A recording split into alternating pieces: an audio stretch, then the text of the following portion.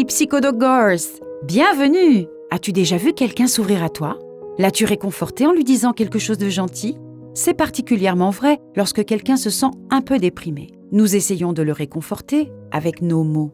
Tu peux donner des conseils à ton meilleur ami pour qu'il prenne du recul. Mais parfois, ces paroles réconfortantes ne l'aident pas et peuvent même le blesser davantage. Pour éviter de déraper, voici 7 phrases réconfortantes qui sont en fait nuisibles et ce que tu devrais faire ou dire à la place.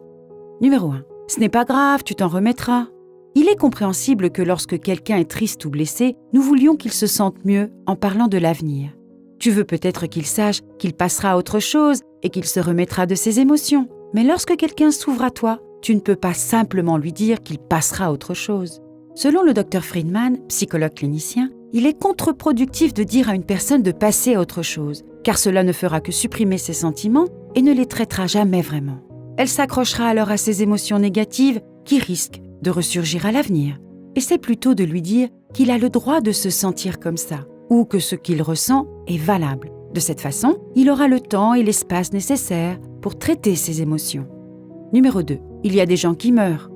D'accord, ce ne sont peut-être pas exactement ces mots, mais essaie de ne pas diminuer les sentiments des gens. C'est comme dire que d'autres personnes ont des problèmes plus importants. L'intention est de faire savoir à la personne qu'elle va s'en sortir, mais ce n'est pas une façon de la réconforter. Bien sûr, il y aura toujours quelqu'un de beaucoup plus mal en point, mais cela ne rend pas les sentiments de cette personne invalides. En disant cela, la personne pense que ce qu'elle ressent est moins important, voire inapproprié. Elle peut se sentir mal d'avoir ressenti ses émotions et craindre de s'ouvrir à l'avenir, au cas où elle serait à nouveau invalidée. Tu peux essayer de dire « Qu'est-ce que je peux faire pour t'aider ?» Cela pourrait signifier que tu es prêt à lui donner un coup de main si elle en a besoin. Numéro 3. Ce que tu dois faire, donner des conseils, n'est pas nécessairement mauvais. Mais lorsque quelqu'un s'ouvre à toi, les conseils peuvent lui faire penser qu'il ne fait pas assez d'efforts ou que la situation est de sa faute et qu'il est le problème. Lorsque nous voulons qu'une personne change de comportement, nous ne lui disons pas ce qu'elle doit faire, mais nous l'aidons à se motiver pour changer réellement de comportement. Laisse-la donc décider par elle-même, car personne ne la connaît mieux qu'elle-même. Numéro 4. Tu sais, j'ai vécu la même chose. Parfois, lorsqu'une personne s'ouvre à toi, tu as envie de lui raconter une histoire qui montre que tu peux la comprendre. Mais ce n'est pas une façon de la réconforter. C'est une façon d'éviter une conversation avec elle et de minimiser ses sentiments. Cela conduit également à une positivité toxique et peut l'empêcher de demander de l'aide et de faire face à ses sentiments, parce que tu n'as pas eu besoin de le faire toi-même. Lui raconter une histoire similaire, c'est lui enlever la lumière et l'empêcher d'exprimer ses sentiments. Chaque personne traite les choses différemment. Essaie de ne pas en faire une affaire personnelle. Numéro 5. Tout arrive pour une raison. Dans certains cas, cela peut fonctionner, mais pas lorsqu'une personne est au plus fort de ses émotions. En entendant cela, elle aurait l'impression que ce qu'elle a vécu a un sens, mais en réalité, ce n'est pas le cas, du moins pas tout le temps.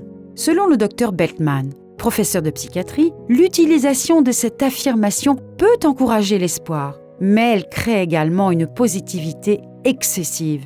La positivité est une bonne attitude, mais elle doit être utilisée à des moments opportuns. Définir des moments peut être déroutant, mais tu pourrais simplement dire « J'aimerais avoir les bons mots pour donner du sens à tout cela, mais je ne les ai pas. Néanmoins, je suis là pour t'écouter. » Numéro 6. Au moins, tu as un emploi. Lorsque nous réconfortons les autres, nous essayons d'atténuer leur douleur en soulignant les bonnes expériences de leur vie. Mais en faisant cela, on minimise l'expérience de la personne et on invalide ses expériences douloureuses, ce qui peut même lui donner l'impression qu'elle est ingrate pour les bonnes choses de la vie. Essaie plutôt de dire « Je ne sais pas quoi dire, mais tu es très courageux d'avoir osé t'ouvrir. » Et numéro 7. Je sais ce que tu traverses. Même si tu penses savoir ce que cette personne traverse, la vérité est que tu ne le sais pas. Le chagrin et la douleur sont des émotions courantes. Tout le monde en fait l'expérience à un moment ou à un autre. Mais les émotions sont ressenties à des degrés différents. La douleur que tu as ressentie lorsque tu as perdu ton chien n'est pas la même que celle d'une autre personne qui a perdu son chien. Ainsi, au lieu de dire que tu sais ce que cette personne traverse, tu pourrais dire « Je ne peux pas imaginer ce que tu vis en ce moment, mais je suis là pour t'écouter. » Il s'agit d'une déclaration honnête qui reconnaît ton manque de connaissance de ses sentiments. mais qui la rassure sur le fait que tu seras là pour elle, malgré ce manque. En conclusion, l'empathie n'est parfois pas une question de parole, mais de simple présence. Parfois, cela signifie simplement s'asseoir en silence avec cette personne ou faire une promenade ensemble. Quoi qu'il en soit, essaie de pratiquer l'écoute active. Veux-tu une vidéo sur l'écoute active? Si oui, commente ci-dessous. Et comme toujours, merci de nous avoir regardés.